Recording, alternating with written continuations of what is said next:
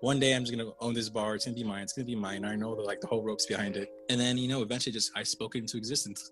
The bar started failing. The ownership just couldn't keep up with payments, and they just fell into some debt. So I found an investor who I met at Donovan's. His name's Rudolph. And he'd always tell me, like, you would be such a great business owner or bar owner. Like, if you ever find one, just let me know, and I'll drop the cash. So I'm like, all right, I'm gonna go check how for real this guy's being. He comes in one night, and I tell him, like, hey, I'm ready. He's like, what do you mean? Like, I'm ready to buy a bar. He's like, oh shit, which one? I'm like, this one. He's like, no, they're selling it. I'm like, no, they're not selling it. They're gonna lose it. So we got the bar in 2018. That's when we took ownership.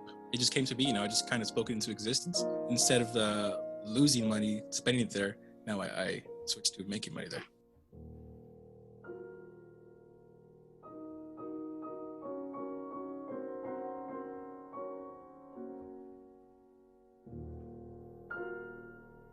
I knew that they were going to shut down not the whole country, but I knew they were going to shut down restaurants and businesses. I kept on telling my partners, like, dude, this virus is getting serious. They're going to shut everybody down. So I warned my employees. It wasn't like a surprise. I told them, like, I know, like, pretty soon we're going to be closed down for a while. And they didn't believe me. I'm like, we're going to close down. Trust me. And then it was the St. Patty's Day week. So we stocked up on everything. I mean, we just spent tens of thousands of dollars on food and alcohol and beer because it's the biggest day of the year for us. We usually shut down the block and do a block party, but I already knew that there was a chance that we might get shut down before, so I'm like, let's not do that. But we still prepped the food, and then boom, March 16th, it was that night, they told us you can't open. Like, all non-essential businesses have to close. So like ever since then, we've had just like a bunch of food just spoil in the freezer or in the fridge, and then all our beer is out of code, and it's just been like a total disaster. Like, it's ghost town in downtown Pomona. Like, and you walk into it on and your pin drop. It's really sad.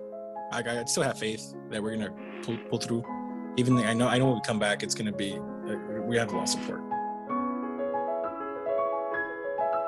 I think that my repetitive memory that's constant is the fact that I can go there after work and after I'm really angry at the educational system and the world on its own, and automatically Led Zeppelin will start playing, which will chase away all the bad memories, along with the gin and tonics that will flow continuously with the Led Zeppelin songs, which bring you back to a state of relative normalcy. It makes me feel at home. It's almost like the place where I seek solace outside of the sanctuary that is my home. It's like in that old show Cheers, where where everybody knows your name and everybody's like, friendly and everybody's happy, and you can talk to people and you can, get all the nasty stuff you have inside you and put it out there and bitch and moan and piss and moan and then end up laughing and having a good time and forgetting all your troubles.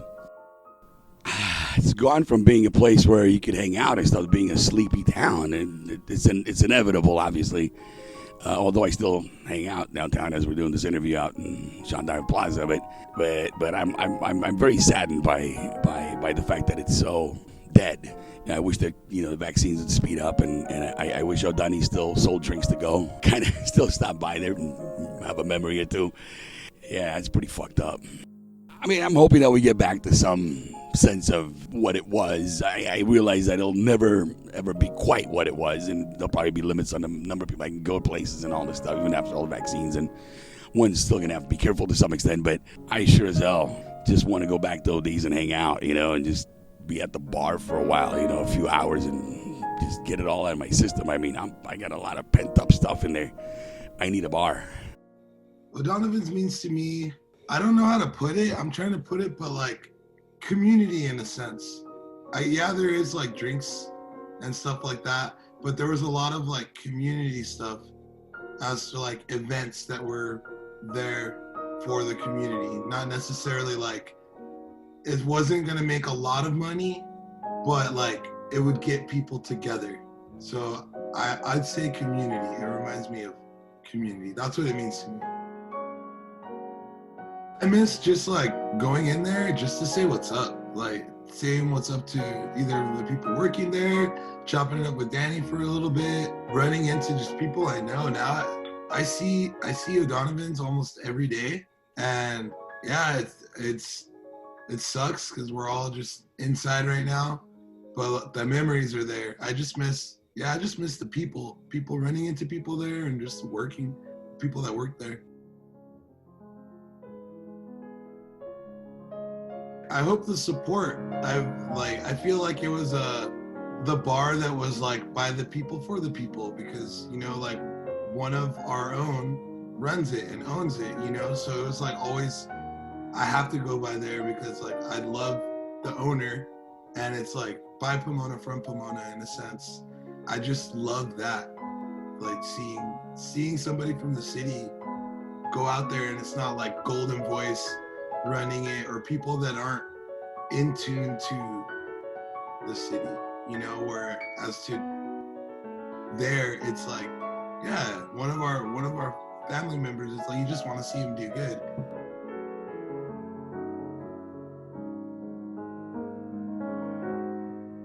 Knowing that like no matter what time I went, no matter what day it was, I was bound to like run into somebody, run into a familiar face, and kind of just chop it up and hang out. It was like never a bad time there. It was never a bad time to go. I had been going to O'Donovan's since they opened, and it's always just been nothing but good times. From whether or not we were at the DBA, like enjoying like a local show, like a local band, or like seeing our friends like Speaks Geek and Danny perform there, and then we'll just end up at O'Donovan's no matter what. And then seeing one of my friends, who's also like my neighbor, his parents live right up the street from me, to grow and own the bar, or be a co-owner to it now. It's awesome.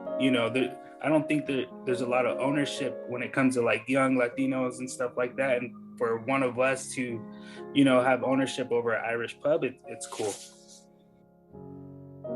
So the first time we did it, it was like right when the pandemic hit. I've always wanted to collab with like our local businesses. And I was like, okay, well, maybe I could reach out to O'Donovan's and, I could try to help with some money, because I saw so many businesses struggling and just kind of scratching their heads like, we're shut down. How do we make any money?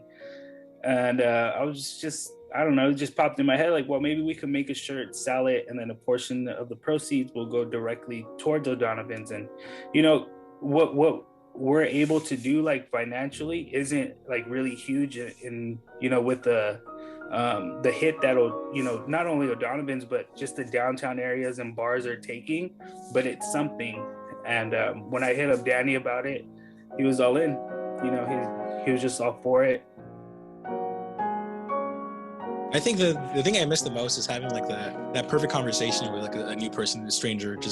You just see a couple or like even one person sit at the bar by themselves and they're just kind of like keeping to themselves, and then you just start a conversation with them. Like I do that all the time. That's what I miss the most about any bar, especially O'Donovan's. Just sitting at the bar or being behind the bar and just being able to talk to a stranger and just have a conversation for freaking hours or a couple of minutes. It doesn't matter, because that person's gonna remember you and you're gonna remember them. So next time you see them come in, they're gonna have an attraction to you.